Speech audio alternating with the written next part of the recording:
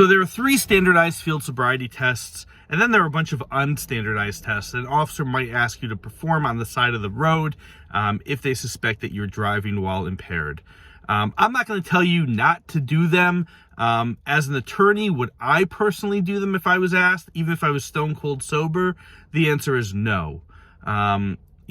The horizontal gaze nystagmus test is the first test. They're looking for an involuntary jerking of the eye. It's pretty subtle, actually. If you Google and look at some videos of that, it's pretty subtle, and I don't necessarily trust that an officer is going to get that right, and there's no way for you to really counter what the officer says he observed, okay? The judge or the jury, they're likely to believe the cop. So that's test number 1. I'm not doing it.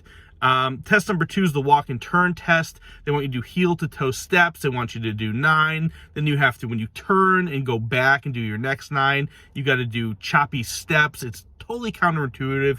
And a lot of times I have clients who are not impaired that just instinctively, despite the directions, just walk normally, and they don't touch heel to toe, or they don't do the choppy steps to turn around, and it's a total setup.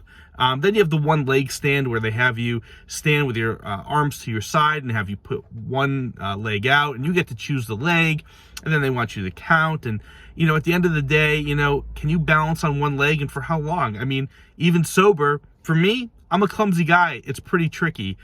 So there are so many different physical impairments, natural or otherwise, your body type, your athleticism or lack thereof, that can make you look like you're not doing well in the tests, and that'll be evidence against you.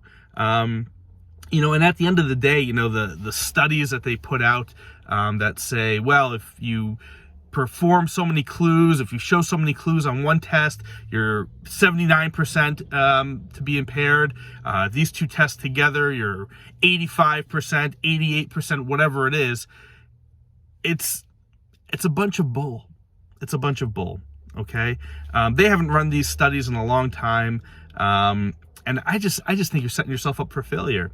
And unless you're under arrest in New Hampshire, and the officer's asking you to perform the test and read you your administrative license rights, you're not going to lose your license automatically by refusing to do field sobriety tests on the side of the road. Plus, on the side of the road, you're nervous. Maybe it's really cold out. Maybe you have heels on. Maybe you have boots on with a big heel. You're not necessarily comfortable. There's gravel, there's debris, there's slope to the road. It's just not an ideal place to even do physical tests. So I'm not telling you not to do them. I just wouldn't. Tony Nero, New Hampshire Criminal Defense.